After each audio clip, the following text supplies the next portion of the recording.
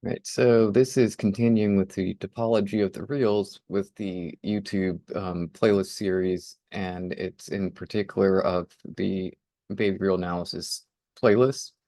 And this is part of the series of that playlist that is dealing with topology of the reals. What I want to do is prove that neighborhoods are open, and this is an arbitrary metric space. And so we know that for R, neighborhoods can be thought of as open intervals. And in one of the videos, I proved that an open interval AB is open. But let's think about just neighborhoods in general for an arbitrary metric space. So X comma D, this is a metric space. X is your set, D is whatever metric on that set. And so the goal is we're going to pick a point in the space, or in the set X, P and X, and a neighborhood that's around that point.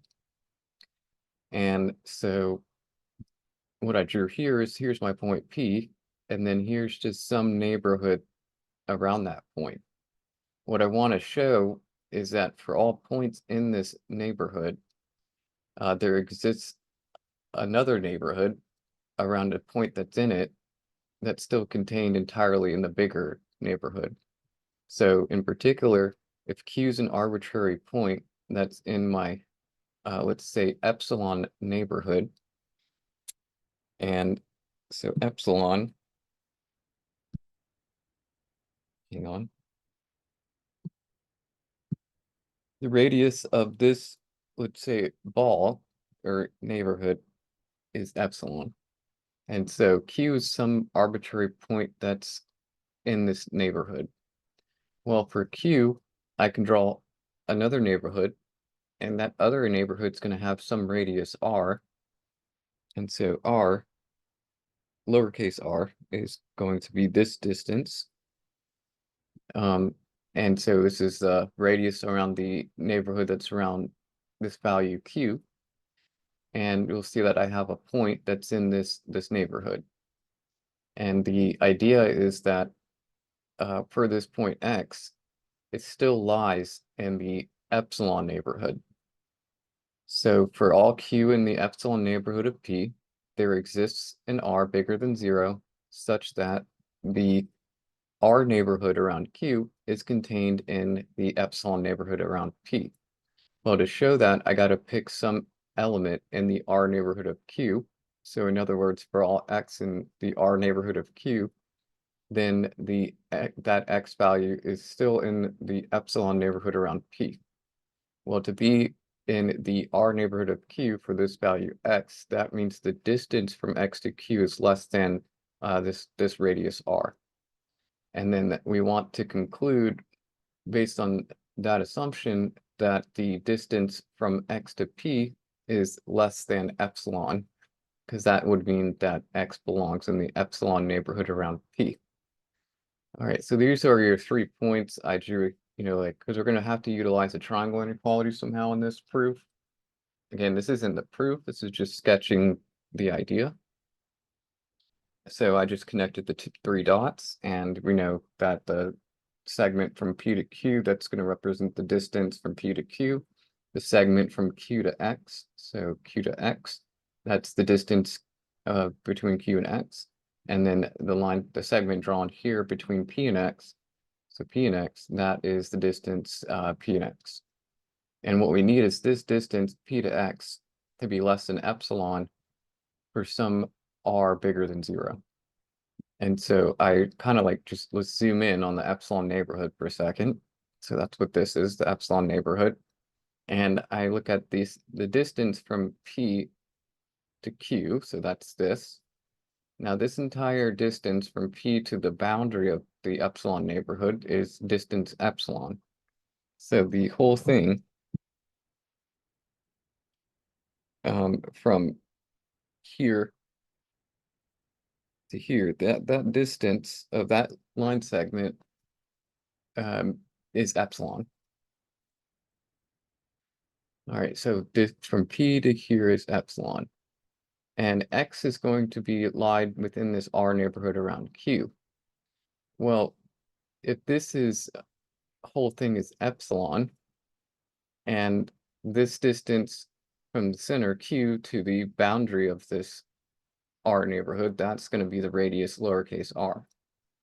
And so epsilon, based on this picture, would be equivalent to doing the distance from P to Q plus R, which then we can rearrange this and have R being equal to epsilon minus the distance from P to Q. And this would be the R that we're going to use. And this is, we should probably state why this is bigger than 0. So R is bigger than 0. Well, epsilon's bigger than 0. And then we know distance from P to Q is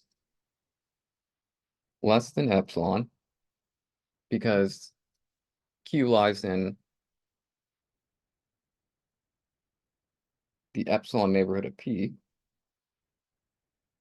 And so just using that fact, then we know that subtracting distance of P to Q, we get 0 less than epsilon minus distance of P to Q.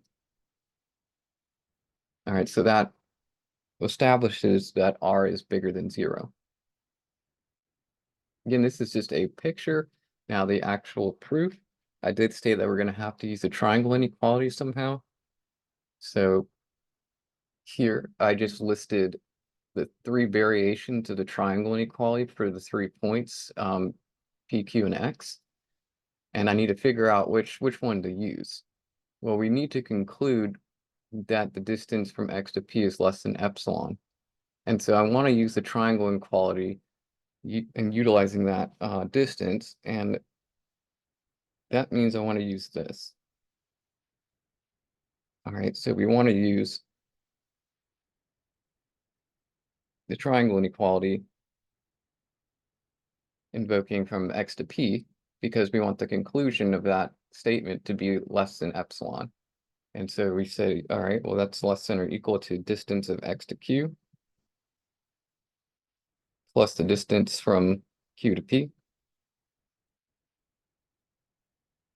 We want to make use of our R,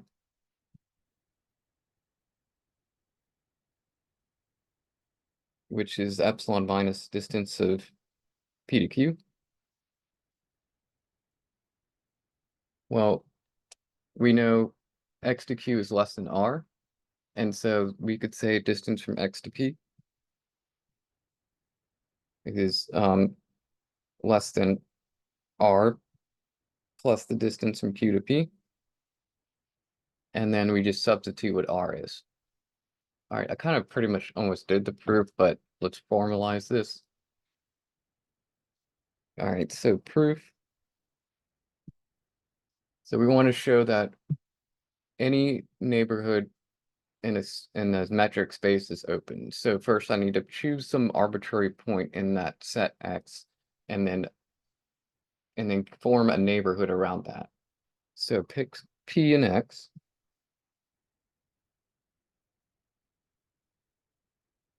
And let epsilon be given.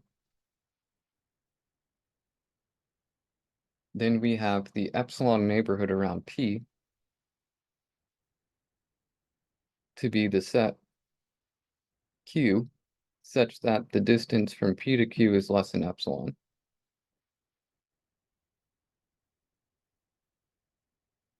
And again, the goal, let me write it in some spot here so you don't have it mixed into the proof. The goal is to get some R neighborhood. So get neighborhood, let's say n of R of this point Q that I'm going to pick in the epsilon neighborhood so that that's contained in the epsilon neighborhood around P. Because that's what it means to be open, is that I can, basically that implies Q is an interior point. So any point in this epsilon neighborhood is an interior point, which means I can form a neighborhood around that point. In this case, I'm using Q for that point. And it still be contained in the, let's say, bigger epsilon neighborhood around P. Well, to do that, I have to choose an arbitrary element of the R neighborhood of Q. So I'd have to pick some X in that R neighborhood of Q. and then conclude that X is in the epsilon neighborhood of P. All right, that's what we're trying to do. All right, so let's pick some arbitrary Q in the epsilon neighborhood around P. So pick any Q in the epsilon neighborhood of P. Again, I need to show that there's an R neighborhood around this point Q that's contained in the epsilon neighborhood of P for some R bigger than 0. Well, let's go ahead and state what the value is that we're going to use for R. So use R equal to being epsilon minus the distance from P to Q, which is bigger than 0, since epsilon is bigger than 0, and the distance from P to Q is less than epsilon.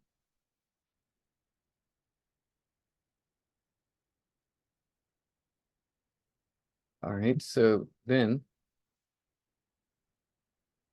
we pick an element X from this R neighborhood that we're going to use for this around Q. So let's say, I guess I'll go ahead and state, then we can form an R neighborhood around Q, which will be the set of X such that the distance between Q and X is less than R. All right, so pick X in this R neighborhood.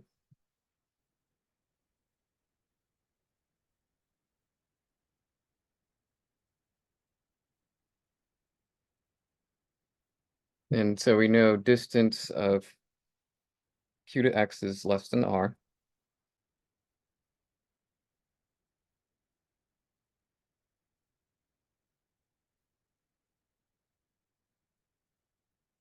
All right, what we want to conclude is the distance from P to X is less than epsilon, because then that would imply that X also belongs in the epsilon neighborhood around P. So, hence,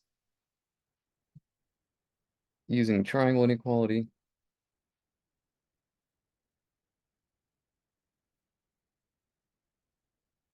the distance from P to X is less than or equal to, and this is where we introduce P. So we're like adding 0 in the form of, plus Q, negative Q, and then taking the distance makes it positive. So then less than or equal to the distance from P to Q plus the distance from Q to X.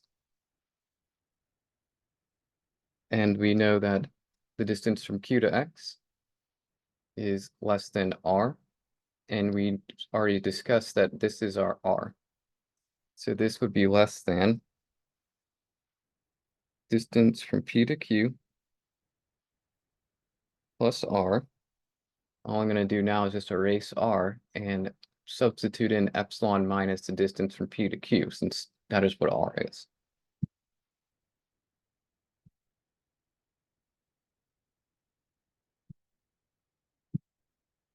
All right, so R is epsilon minus the distance from P to Q. And we have distance of P to Q minus the distance of P to Q, those cancel, and so we get distance from P to X is less than epsilon.